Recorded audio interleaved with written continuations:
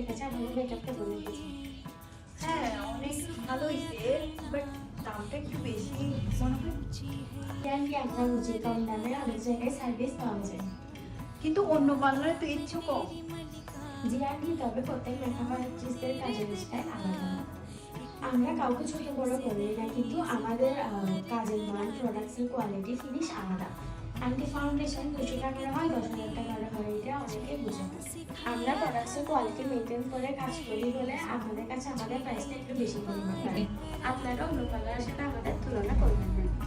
আমরা সবসময় আপনাদেরকে বেস্ট সার্ভিস দেওয়ার চেষ্টা করি। হ্যাঁ ঠিক বলছো।